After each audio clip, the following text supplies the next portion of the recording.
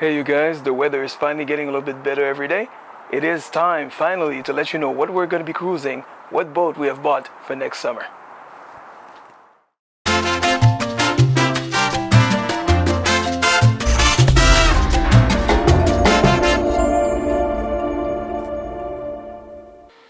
Okay, so first of all, what did we have? It was a 2012 Crown Line 236 SC.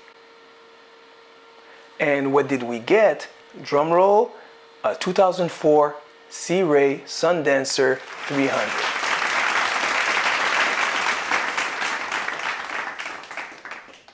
So why did we want that upgrade? It all comes down to size. Basically, we needed more size for more friends, more size for more storage, more size for a bigger bed to sleep on the weekends, and more size for a proper washroom or marine head and cooking. So all about giving us more enjoyment of the time that we get to spend on board.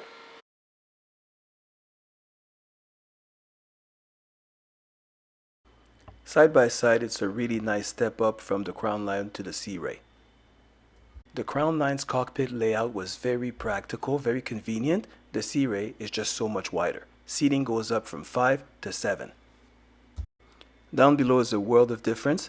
We get a face-to-face booth instead of the convertible berth/dinette that we had on the previous boat.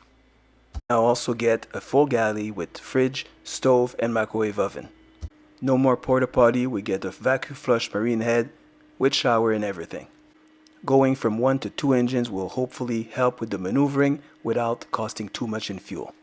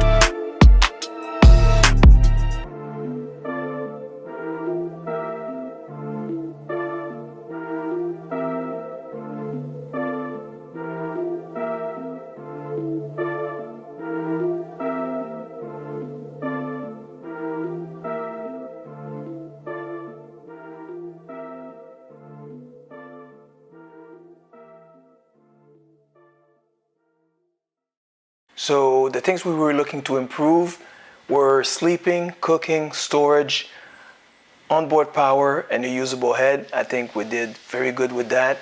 We have a check mark and we got everything that we were looking for.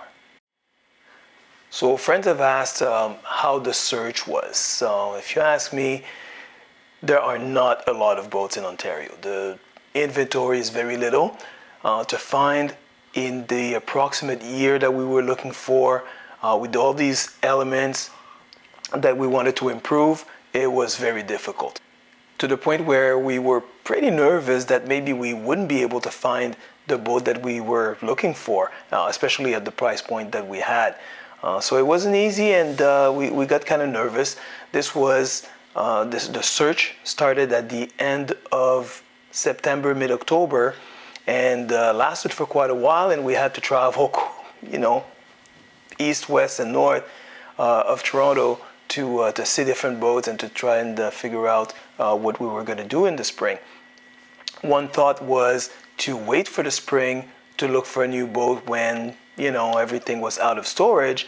But at that point, although you're saving on not storing your own boat for the winter, but you dealing with prices that are completely different as the market becomes different in the spring, and everybody wants to rush in there so as to not miss out on the boating season. So as far as my experience tells me, fall was still the best time to purchase.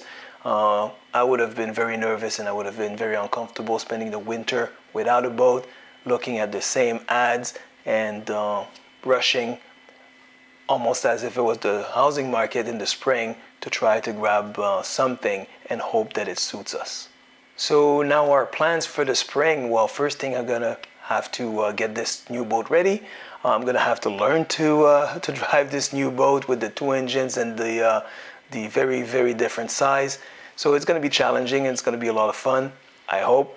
And yeah, we're gonna be seeing more beaches, seeing more neighboring marinas, overnighting more, and all that kind of stuff.